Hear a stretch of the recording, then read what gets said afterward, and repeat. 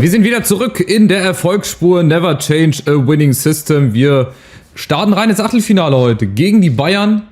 Endlich mal wieder nach 5 Pflichtspielen in Folge ohne Sieg. Und ja, ziemlich Rumpelfußball haben wir gegen Mainz. Das, glaube ich, ganz gut wieder hinbekommen. 4-1 dann am Ende mit, wie gesagt, neuer Taktik, neuen taktischen Konzept. Es kann natürlich auch sein, dass das nur so eine Eintagsfliege war. Und jetzt die nächsten Spiele wieder total nach hinten losgehen. Aber das wissen wir vorher nicht. Deswegen gehe ich auch heute wieder mit einem 4-4-2 hier rein. Und die erste gelbe Karte hier für Kingsley Coman. Wir können uns ja hier revanchieren. Wir haben in der Liga gegen die Bayern eigentlich richtig gut mitgehalten. In letzter Minute fast dann noch leider einen Elfmeter gegen uns bekommen. Der natürlich sehr, sehr doof war. Von daher heute die Chance zur Revanche. Leider ein ganz, ganz großer Wermutstropfen ist natürlich die Verletzung von Dina Ebimbe. Der fällt mit einem Kreuzbandriss für 7 Monate aus. Also im Prinzip Saison aus.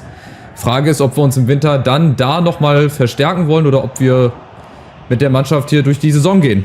Ja, ob ich meine, dass es reicht. Haraldsson wird jetzt erstmal seine Position übernehmen. Der spielt jetzt erstmal auf der rechten Seite. Aber die Bayern kommen schon mit Sané. Erste Chance, Vorsicht, Harry Kane in der Mitte. Natürlich, wer auch sonst, da ist Kane, aber Resté ist auch da. Und ich glaube, dass dieses 4-4-2 heute natürlich ein bisschen riskanter ist gegen die Bayern, weil sie natürlich erstens ganz anders spielen als Mainz. Also nicht mit einer Dreierkette, die spielen 4-2-3-1. Und auch so von der Ausrichtung her, ihr seht, die gehen vorne drauf, die pressen, das hat Mainz ja nicht gemacht. Heißt aber auch, dass für uns definitiv irgendwo auch Lücken sein werden. Also es wird sehr, sehr spannend, glaube ich, auch zu sehen sein, wie wir mit den anderen Formationen jetzt mal hier zurechtkommen. Also nicht immer nur 4-2-3-1, die ist zwar auch gut, aber ihr seht ja 4-4-2. Die kann auch klappen. Kadiolu, oh, abgefälscht. Kalajdzic kommt da ran. Nee, aber von hinten, da kommt Rode. Schade, geblockt. Der heute für Van de Beek spielt. Shaibi spielt für Mamouche und vorne halt Kalajdzic für Orban. Da waren die anderen leider nicht so ganz 100% fit. Also vertraue ich den anderen. Dass das hier ein sehr, sehr großer Pokalfight sein wird. Ja, Nagalo und auch Tuta neu. Oh, wieder faul und ist wieder Coman. Und der hat schon gelb ganz früh gesehen. Und da gibt es den Platzverweis. Zack.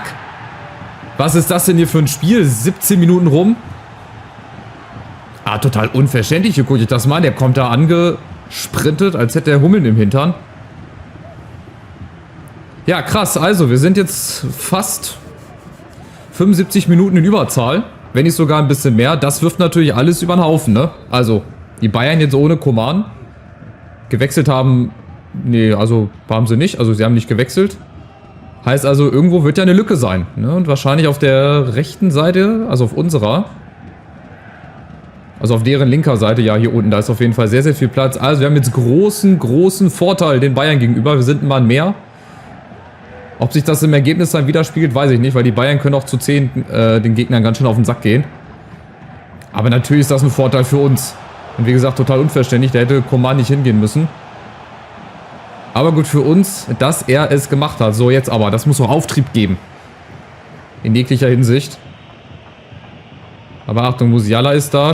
Läuft erstmal alleine. Ich möchte die Verteidigung nicht auseinanderziehen. Deswegen habe ich jetzt Rode hier erstmal ausgewählt. Das wird auf jeden Fall sehr, sehr interessant. Heuberg, Ballverlust und jetzt. Der versucht zu kontern. Ja, klappt leider nicht, aber auf der Außen ist frei. Die Lücke außen ist frei. Apropos Lücke, Achtung. Resté, pass auf. Das ist halt das Gefährliche. Das wird man halt auch dann noch gegen andere Mannschaften haben, dass man da ein bisschen ja, offener steht. Aber auf der anderen Seite haben wir dann auch ein bisschen Platz über die Außen und 2 Leute in der Mitte. Das ist vielleicht auch mal eine ganz, ganz schöne Sache. Oh, Chaibi, was macht der denn? Dass man halt mal 2 Leute vorne drin hat und nicht nur ja, ein Mohikaner alleine. Apropos. Flanke kommt. Und Stanisic klärt erstmal. Also, es bleibt dabei. Die Bayern auch zu 10. Sehr gefährlich, aber irgendwo muss ja ein bisschen Platz sein für uns. Und das sollten wir nutzen. Das müssen wir nutzen. Die Situation haben wir nicht so oft, dass die Bayern mal zu 10 sind. Götze gegen Min-Jae Kim, Kadiolu und jetzt Ugarte. Der hat schon gegen Mainz getroffen. Ja. Und das sehr, sehr sehenswert. Warum auch nicht heute wieder? Es braucht nur den Dosenöffner, glaube ich. Dann geht hier die Luzi ab. Habe ich so im Gefühl. Götze, Kalajdzic und Nagano. Und nochmal Kalajdzic. Und der geht über die Linie. Auch wenn wir die Wiederholung nicht komplett sehen. Aber der Ball ging über die Linie. ein bisschen glücklich. Stanisic kommt zu spät und dann bricht irgendwie die Wiederholung ab. Warum auch immer. Hier Kalajdzic natürlich mit ein bisschen Glück. Aber das ist egal. Das brauchst du gegen die Bayern. Auch wenn sie zu 10 spielen. Hier, da bricht es dann auf einmal ab. Wahrscheinlich wollte, ja, die Wiederholung nicht, dass wir sehen, dass der Ball doch nicht hinter der Linie war. Ich gucke jetzt aber trotzdem nochmal. Das interessiert mich halt, ne? Aber wahrscheinlich bricht es halt vorher ab. Ja, hier. Also, warum? Weiß ich nicht. Vielleicht war der Ball doch nicht mit vollem Umfang hinter der Linie, aber ich glaube schon. Also, Kalajdzic, zweites Tor im zweiten Spiel. Im Pokal hat er, ja doch, der hat er dann in Gladbach wohl getroffen. Und jetzt müssen die Bayern halt riskieren. Jetzt schon. Müssen ein bisschen mehr aufmachen. Vielleicht haben sie auch umgestellt, weiß ich nicht. Aber aufgepasst, Sané. Wie gesagt, wir müssen ja hellwach sein. Natürlich brauchst du auch Spielglück. Aber wir haben halt auch die Qualität auf der anderen Seite. Die Bayern hier mal schwindig zu spielen. Schaibi, nächste Chance. Frei vor Neuer. Schaibi! Jetzt geht's ab. Jetzt könnte es für die Bayern ganz, ganz böse enden. Und das alles dank der gelb-roten Karte von Kingsley Coman nach 17 Minuten. Unfassbar hier Schaibi. Allein gegen alle. Der Ball rüber wäre auch noch möglich gewesen, aber den macht er alleine. Das würde das Viertelfinale bedeuten. Das wäre schon mal weiter als letztes Jahr. Da sind wir doch gegen... Ja, schlag mich tot. Gegen wen sind wir da ausgeschieden? Köln? Nee. Das weiß ich gar nicht mehr. Müsste ich nochmal nachgucken. Auf jeden Fall sind wir da, glaube ich, im Achtelfinale schon ausgeschieden. Aber gut, wir führen 2-0 vor der Pause. Das sollte uns doch Mut geben. Und auch Selbstvertrauen dann gerade auch für die zweite Halbzeit. Hier Sané, der kann da so viel rumwirbeln, wie er will.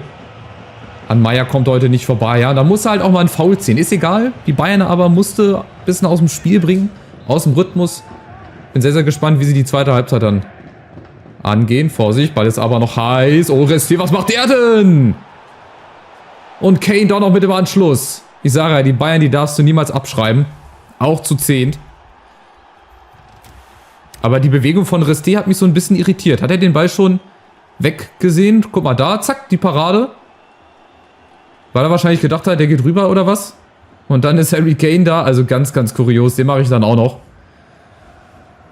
Ja, kann man das als Torwartfehler ansehen? Also es ist schon komisch, was er da gemacht hat. Gar keine Frage, aber nun gut. Dann wird es wahrscheinlich jetzt erstmal beim 2-1 bleiben. So ist es.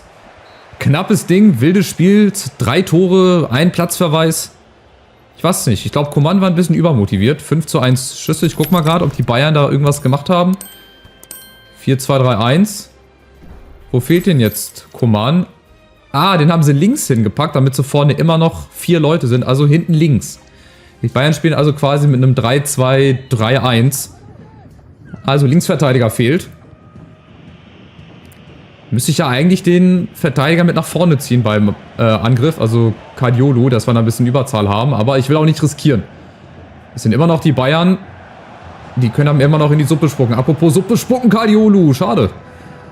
Wäre schon wieder so ein abgefälschtes Ding gewesen. So, aber das Ding, das müssen wir ziehen. Also, wie gesagt, die Chance gegen Bayern weiterzukommen ist eh gering. Gerade heute aber unter den Voraussetzungen, dass wir jetzt ein Mann mehr sind. Und halt auch noch 2-1 führen. Das wäre auch sehr, sehr bitter, wenn wir das hier jetzt noch verspielen würden. Aber ich bin sehr, sehr guter Dinge. Ich bleibe auch beim 4-4-2 nach wie vor. Das ist gut. Ich muss sagen, bislang im letzten Spiel und auch in dem Spiel, ich komme damit sehr gut zurecht. Klar, die fehlt jetzt auch ein Sechser oder ein richtiger Abräumer. Dafür hast du halt 2 in der Mitte. Du musst halt, die beiden Viererketten müssen halt sehr, sehr eng dann zusammenstehen. Das Mittelfeld und die Verteidigung. Achtung, Flanke kommt, Reste, diesmal hat er. So, und vorne mal Kalajdzic, wenn er ihn festmachen kann. Nee, Götze ist es, okay. Ja, jetzt warten wir, bis wir nachrücken.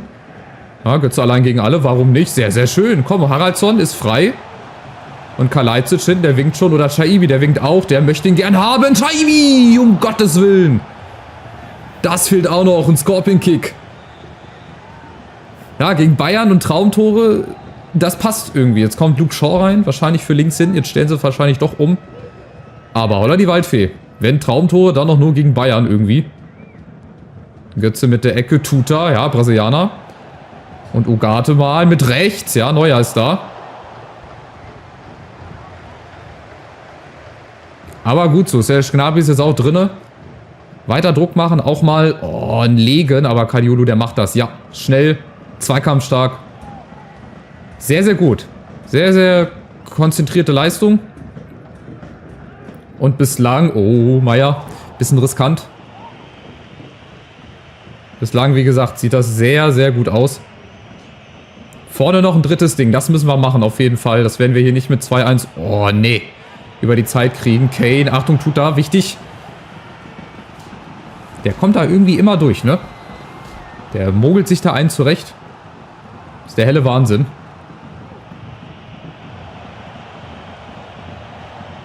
Gnabry aufgepasst. Außen gegen 2. Da war eigentlich, genau, das nicht gewinnen. Haraldsson, sehr schön. Und jetzt Rode. Auf und davon. Schickt Götze in den Lauf. Der eigene Eckball fliegt den Bayern. Nicht um die Ohren. Schade. Doch. Min-Jae Kim gegen Götze. Götze setzt sich durch. Götze! Da war er eigentlich schon verloren, aber der setzt nach. Der will heute auch. Miretti nochmal für Rode. Noch ein bisschen mehr Power. Ein bisschen mehr Frische. Und Götze, jetzt kommen Eckballtore, die können wir doch eigentlich. Karl Leitzig, ja, schade. Hat er leider keinen Druck hinterbekommen. Aber sofort wieder auch hier Kalioulu, der ist wach. Der frisst den Gnabry jetzt noch auf eine halbe Stunde lang. Bayern spielt dann bei Schalke.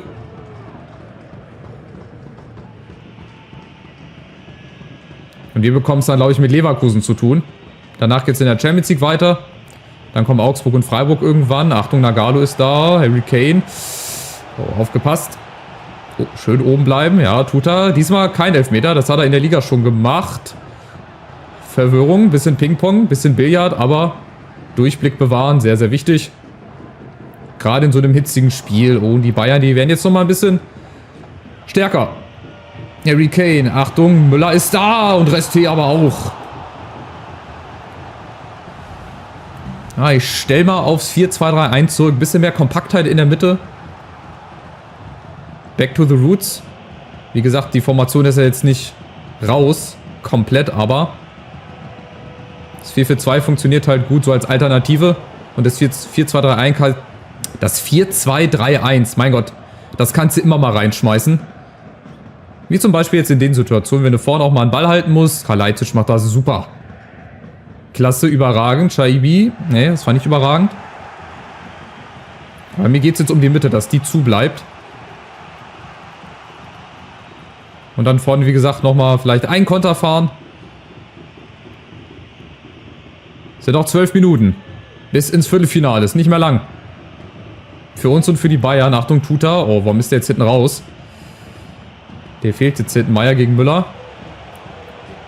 Meier ist da im Zweikampf gegen Müller, aber sehr, sehr abgezockt. Oh, da lässt er sich dupieren.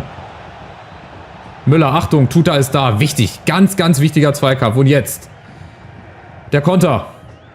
Oh, nee. Ich wollte gerade sagen, einer von ganz vielen, aber da müssen wir das ein bisschen besser zu Ende spielen. Buta nochmal. Rechtes Mittelfeld. Für Geschwindigkeit. Für Speed. Die letzten 7 bis 8 Minuten noch. Oh, und das könnte jetzt ganz, ganz entscheidend sein, wenn er den Ball durchkriegt. Schade, schade. Aber weiter. Miretti, genau. Unter Druck setzen. Irgendwann machen sie den Fehler, hoffentlich. Den ich mir wünsche. Meier ist da. Jawohl. Und jetzt aufgepasst. Hintenrum spielen. Oh, Resté. Ja, komm. Bitte kein Eckball. Nix Wildes hier heute mehr. Das wäre echt sehr, sehr schön. Buta. Jetzt haben wir Platz. Jawohl. Und geh, Junge. Und ob. Geh mal. Ach, schon wieder abseits. Egal, ich laufe trotzdem durch. Genau, bringt ein bisschen Zeit. Alles ganz gut. Ugarte, komm, die 3 Minuten hält er jetzt auch noch durch. Das muss jetzt klappen. Und dann haben wir hier einen ganz, ganz großen Coup gelandet. So ganz typisch. Weißt du, in der Liga, Achtung, ist noch nicht vorbei. Nagalo kommt nicht ran. Aber es wäre so typisch. In der Liga kriegen wir es irgendwie nicht hin, nicht gebacken. Dann gewinnen wir gegen Mainz 4-1 furios und dann ausgerechnet im Pokal gegen Bayern. Klappt dann auch wieder. Neuer ist mit vorne. Das hatten wir gegen Mainz auch schon mal. Achtung, Resté kommt da raus. Kalioulu, um Gottes Willen. Klärt auf der Linie, aber weiter geht's. Nächste Chance, abgeblockt. Die Bayern kommen nochmal. Gnabry und jetzt, das müsste... Oh, nee. Es fast gewesen sein, aber Achtung. Bayern kommt nochmal. Oh nein. Gnabry, Nagalo, aufgepasst. Kane und Resti ist da. Im kurzen Eck. Fährt die Pranke aus und bringt uns ins Viertelfinale. Mein Gott, was waren das für letzte Minuten. Die Chance aufs 3-1.